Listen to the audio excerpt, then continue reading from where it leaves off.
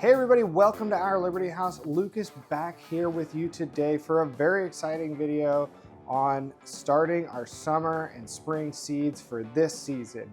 If you checked out our video from last week, we went over exactly what we're planting, why we're planting it, where we're planting it in the garden, and today's the day that we're actually starting the seeds.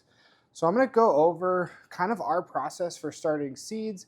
What you're going to see behind me is our greenhouse, if you will, our seed starting setup. I'm not going to get too nitty gritty on all of this stuff because we have a whole video that details everything that you're going to need and a really great blog post with all the links and some explanation and some research I've done.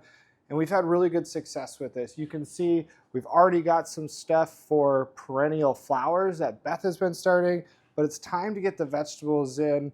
And we're really excited. So if you want to follow along as we start seeds and get them up potted and moved on, make sure you hit that like and subscribe button so you can check us out on the next video. All right, let's kind of go over the things that you're going to need, in our opinion, to get started. First and foremost, you need a spot to start seeds. You can do it in a windowsill if you're just doing a small stuff, but really what seedlings need are warmth, water, and light. So we've got warmth, we've got heating mats. Now these aren't required, but I would say they're recommended. And especially like us, if you're starting seeds in the garage, I would say it's almost required if you're in a cool environment. If you have this set up inside and you keep your house at 68 to 70 degrees, you could probably get away with not having these. But our germination rates have gone up significantly higher since we got these. We're gonna have lights. Some type of light. Again, I'm not going to get too in depth about what kind of lights. You can check out that blog. One thing to note is being able to move the lights up and down is really important. As these seedlings are very small, you're going to want to get that light as low to them, about an inch or two above them. And then as they go bigger, you can ratchet them up. So that's explained in that blog and what you're going to need for the lighting. Talking about how much light as far as timing, you can read 10 different blog posts and 10 different people have an opinion on it. What I've really kind of found to be a sweet spot is 12 to 16 hours. So I use 14 hours definitely is kind of where I'll set my timer. You can get all sorts of different timers. I like these like mechanical timers. I think they just make sense in my brain. They're not gonna fail if they run out of battery.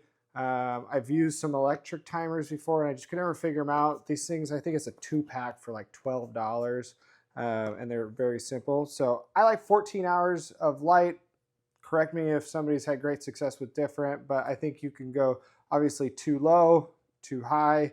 Really what you're trying to do is you're trying to recreate the environment in which these seeds, these plants would start outside. So again, light and warmth. If you just planted a tomato seed in the garden in June, it's going to germinate because it's going to have a lot of light and it's going to be warm. So we're trying to recreate that here. Then you're going to need trays and then some type of vessel to start your seeds. And I'll talk about this really quick. So we don't start our seedlings in cells, in those like 64, 128 cell setups, which a lot of people do, and that works great for them. We're very busy. We both work full time. We often forget to up pot them at the right time and they get super leggy in the cells. So what we do is we start all of what we're gonna need for planting, giving away to friends, selling occasionally in these 4-inch cups. Those seedlings can live in here for a lot longer than they can in the cells. So if you struggle with the cell method, maybe try the cups. I can fit 15 of these per, and then I can also up pot again in these, and we can go over that later on in another video where I'll actually replant specifically tomatoes in the same cup. So we use these 4-inch cups. And then you need a seed starting mix. Seed starting mix, I'm not brand loyal to any brand, but it has great drainage with also great water retention. It's sterile, so those seedlings are very sensitive early on, and it's very fine. You're not going to get big clumps and stuff in it, so it's very fine. So it's a good environment to start seedlings in. So going into using the seed starting mix, One big recommendation that we have is to get it completely saturated with water before putting it in the cups. It can be a little hydrophobic at first until you get it fully saturated, meaning it kind of resists water. So if you just fill them up and then you're watering, if you're top watering, you can move that seed around, maybe too deep, maybe too low, maybe it's not in the center anymore, and it's just kind of a pain. Or you'll get pockets of dry soil and pockets of moist soil. So what we do is we get this completely saturated. A couple methods you can do with that, and you can just cut the bag open and you can start getting it super wet and kind of hand mixing it. Or if you have an extra garage tote, which I'll probably do today, you can dump the bag in there and start hand mixing with some water until you get it good and like spongy, and then you fill your cups up.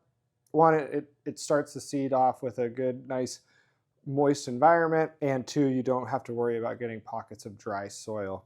So that's something we really like to do. Okay, talking about timing for seedlings, what we like to do is specifically tomatoes and peppers 8 weeks out from when your target planting date is. They can go a little long. You might just have to move them outside and move them inside if they're getting too big for wherever you're starting seeds. But we really like to get 8 to 10 weeks out. So right now, it's the first week of February. We're hoping that it's warm enough that first week of April so that we can plant. If they have to go a little long, that's fine. Tomatoes or peppers typically take, really 8 to 10 weeks is good for them inside. That 10-week mark is probably a little bit better, but we typically just start everything all at once.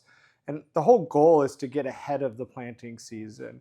So if you started your seeds outside in April, you're already 8 weeks behind the ball, and you're not going to have that full growth season here in Zone 9B. Or if you live in a really cold climate, it's just impossible to do.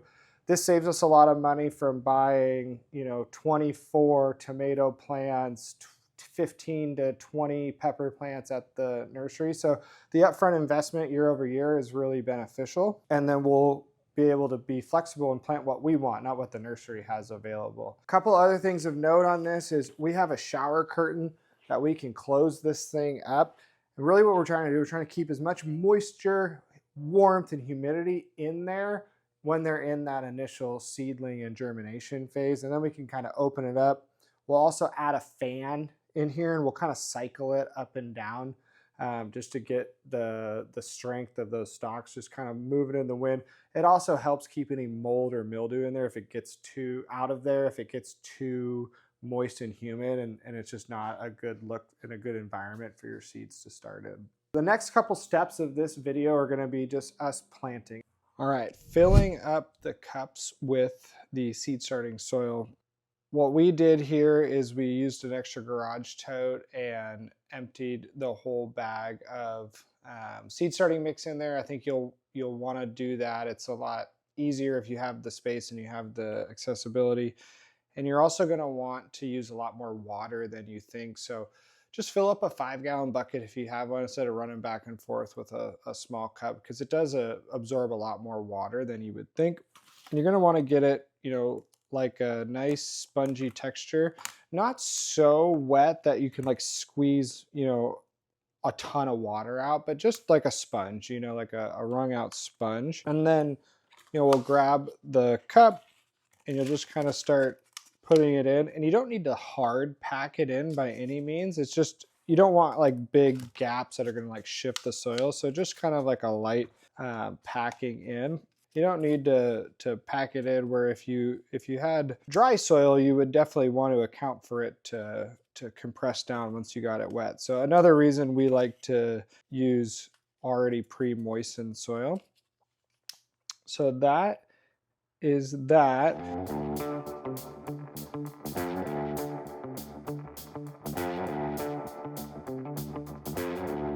And we have 15 cups in these trays. I'm gonna wash my hands here quick. Now's the time to start planning out what and where and how much you need, and that's another reason, I think it's good to plan your garden out, draw it out, at least have a good idea of what you want to grow. So I know that we are planting at least 6 of these Ace 55s. So if I want 6, I'm probably going to plant at least 2 seeds per cup to ensure germination. Another reason these seed mats are great because you get great germination. You can always split them off later on. So I'm going to plant 2 seeds per pack in 5 of these, and then I'll split them up a little bit. I'm just going to use this garden marker. So I'll kind of split them across here. And this will give me 10 opportunities for these Ace 55s. And it's nice because it keeps it in one row, one marker. And again, in later videos, I'll show you how I split them off and when we're repotting and uppotting. So typically, just for your knowledge, the seed packs will tell you the depth in which you want to plant the seeds. I wouldn't get a ruler out. It's just a general rule of thumb, 1/4 inch. And so I just kind of dimpled these in. And then by the time you kind of push some soil over the top of them, they'll be at that 1/4 inch. That's a little more than a 1/4 inch. So we'll just plant the seed right in the middle of that little well you made.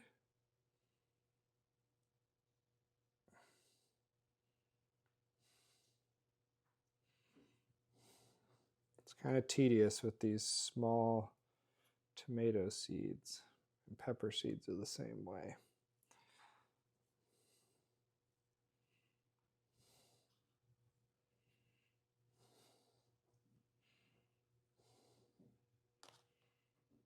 Okay, so after I've got that planted, I'm going to mark it before I forget. So I just have the variety and the date in which we started these on there. And then I'm just kind of going to lightly brush some soil over the top. Again, I'm not packing too hard.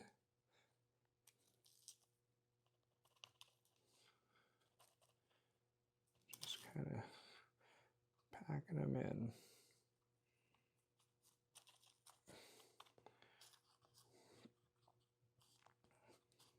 So that is pretty quick. It's how easy it is to get these things started.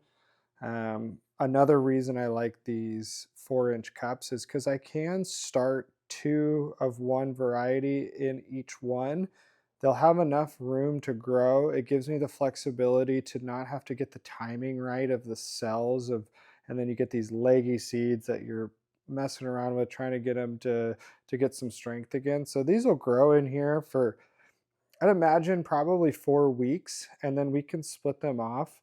And we'll do a later video on that, and then you can repot them in other of these cups, and you'll have, hopefully all these germinate and all these look good. We'll have 10 Ace 55s. We only need 6. We'll share, we'll sell, we'll give them to my parents. So that's as easy as that is.